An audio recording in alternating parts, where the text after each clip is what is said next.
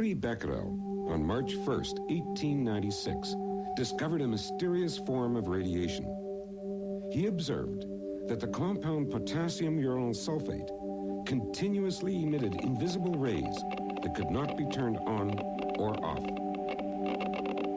The mysterious radiation discovered on this date became known as radioactivity. Becquerel found that a radioactive source continuously emitted radiation at a fairly constant rate. This process was not affected by heat or by chemical solvents. He also found that when a radioactive material was brought near a charged electroscope, it ionized the air, and excess charges from the electroscope leaves were quickly neutralized, so discharging the electroscope.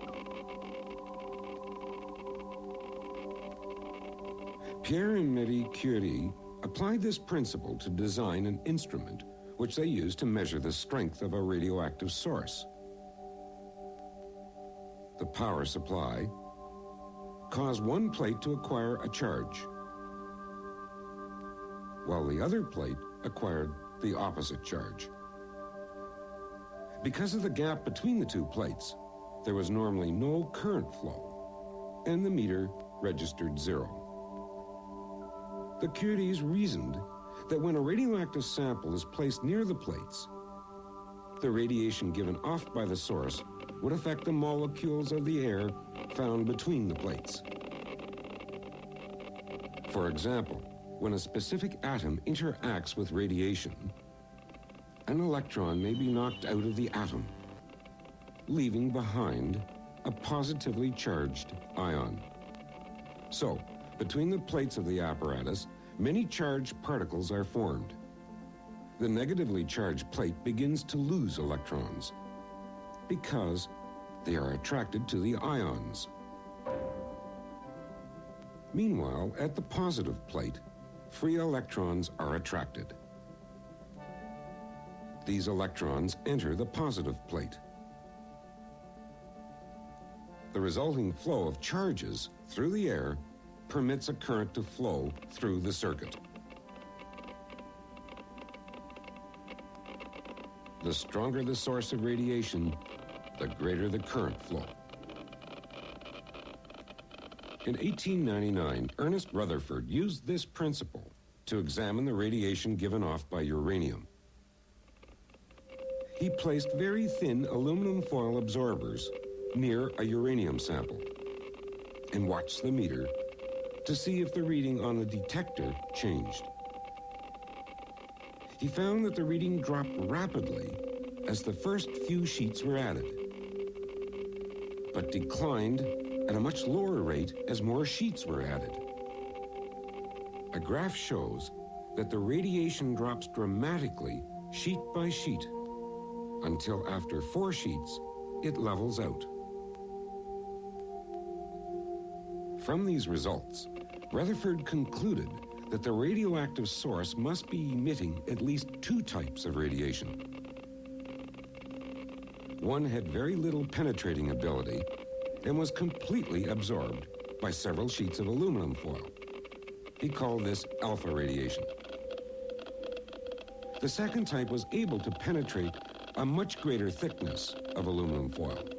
He called this beta radiation. Within a year, the French physicist Paul Villard showed that there was a third type of radiation, which had a much greater penetrating power than beta. It came to be known as gamma radiation. Further experimentation revealed that alpha, beta, and gamma radiation differ in other ways. A radioactive source, enclosed in lead shielding, with a single opening on one side, produces a beam of radiation. When a magnetic field was placed near the source, the alpha radiation bent slightly in one direction. The beta radiation bent considerably in the other direction. The gamma radiation was not affected but continued in a straight line. This showed that alpha and beta radiation consist of particles that have opposite charge.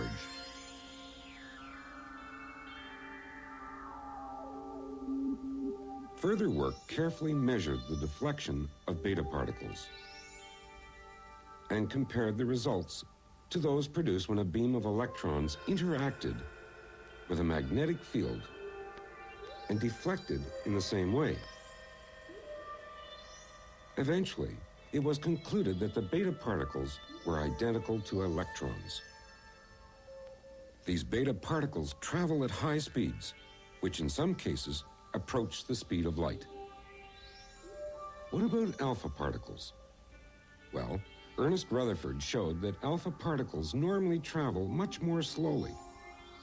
Each alpha particle is identical to the nucleus of a helium atom and has twice the charge of a beta particle.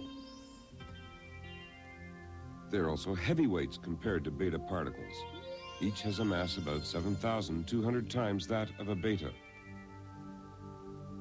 Gamma radiation was eventually shown to be like visible light in other forms of electromagnetic radiation. It has no charge or mass and travels at the speed of light. In 1911, the Scottish physicist Charles Wilson developed an apparatus which gave direct visual evidence of radiation. A modern version consists of a block of dry ice on which is set a plastic cylinder. A ring of absorbent material inside the dish is saturated with alcohol. When a radioactive source is inserted in an opening in the cylinder, and the apparatus is illuminated by a light source, tiny vapor trails soon become visible.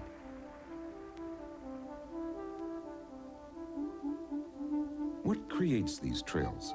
Well, the liquid alcohol evaporates to form a vapor, which is cooled by the dry ice. A particle of dust, or even an ion, can cause vapor molecules to condense into a visible droplet of liquid alcohol. A single atom becomes ionized when radiation interacts with it to strip away electrons. Because it is so large, the alpha particles make many of these collisions.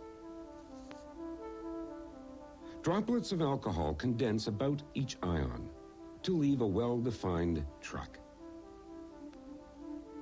The alpha particle loses all of its kinetic energy through many collisions in only a few centimeters. Its track is relatively short and thick. On the other hand, the smaller, faster beta particle travels farther between collisions, and as a result leaves a track that is long and thin. Gamma rays, which are not particles, travel at the speed of light and only infrequently interact with atoms to form ions. As a result, they leave a trail in the cloud chamber which is long and difficult to see. All in all, researchers were doing a fine job of exploring and describing different kinds of radiation. But what was causing this radiation? What was going on inside matter itself?